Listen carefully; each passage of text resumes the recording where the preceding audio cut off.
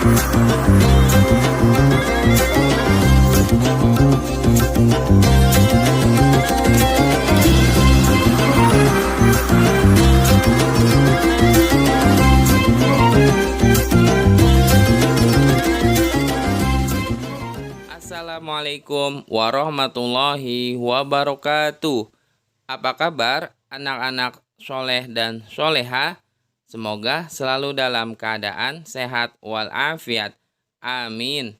Jangan lupa untuk selalu menerapkan 5M, yaitu memakai masker, mencuci tangan, menjaga jarak, menghindari kerumunan, dan mengurangi mobilitas di luar rumah. Pada hari ini, kita ada pelajaran pendidikan agama Islam dan budi pekerti.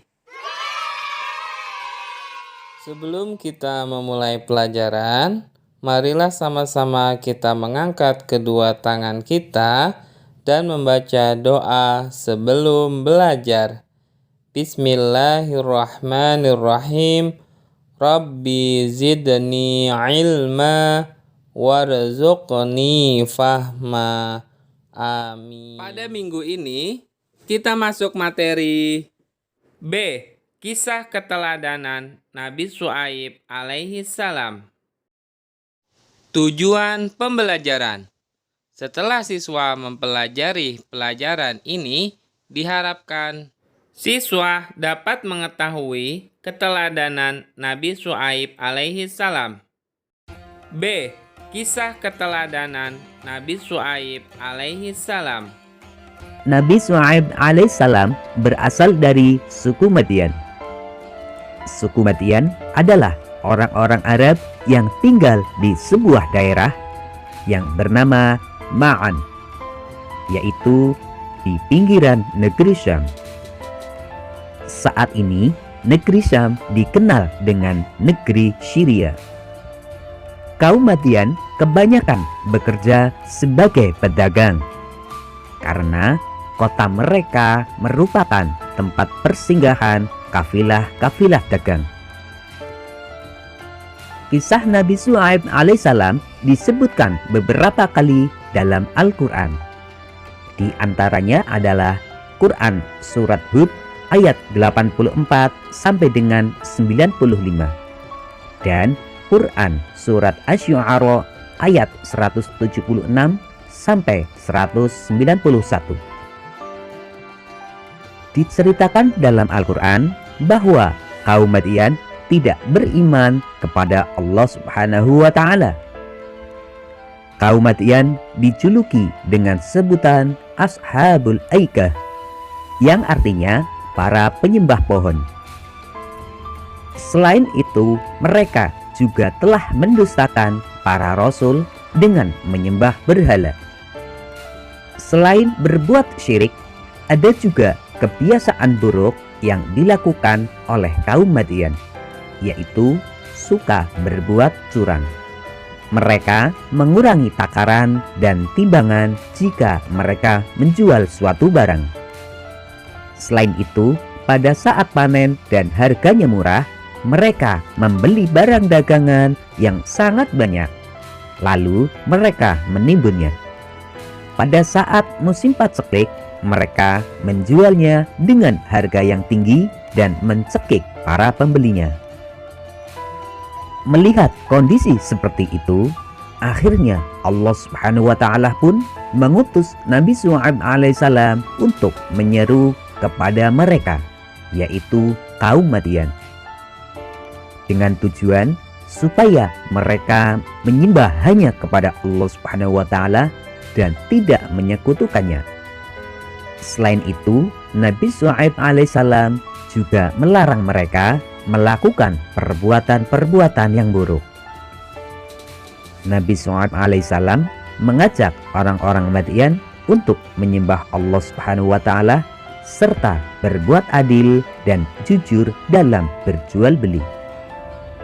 Sebagaimana disebutkan dalam Al-Quran Surat Hud ayat 85, yang artinya, dan Syuaib berkata, "Dan wahai kaumku, penuhilah takaran dan timbangan dengan adil, Dan janganlah kamu merugikan manusia terhadap hak-hak mereka, dan jangan kamu membuat kejahatan di bumi dengan berbuat kerusakan. Nabi Syuaib alaihissalam mengingatkan kaumnya pada kenikmatan yang mereka dapatkan agar mereka bersyukur serta mereka bertaubat atas perbuatannya, yaitu perbuatan syirik. Namun kaum Nabi Syuaib tetap tidak mau mengikuti ajakannya. Bahkan mereka mengejek dan mengancamnya bahwa jika bukan karena keluarga Nabi Syuaib alaihissalam, tentu mereka sudah menganiayanya. Sebagaimana disebutkan dalam Quran surat Hud ayat 93 yang artinya sebagai berikut. Dan wahai kaumku, berbuatlah menurut kemampuanmu. Sesungguhnya aku pun berbuat pula. Kelak kamu akan mengetahui siapa yang akan ditimpa azab yang menghinakan dan siapa yang berdusta.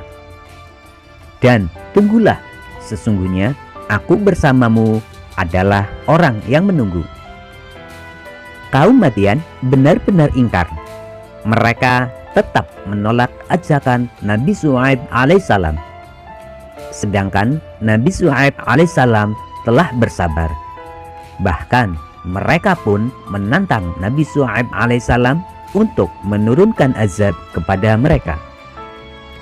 Mendengar tantangan itu, Nabi Syuaib alaihissalam merasa khawatir terhadap kaumnya akan azab yang menimpa mereka. Akan tetapi, atas petunjuk Allah Subhanahu wa taala, Nabi Syuaib alaihissalam pun pergi meninggalkan kaum Madian bersama pengikutnya yang beriman.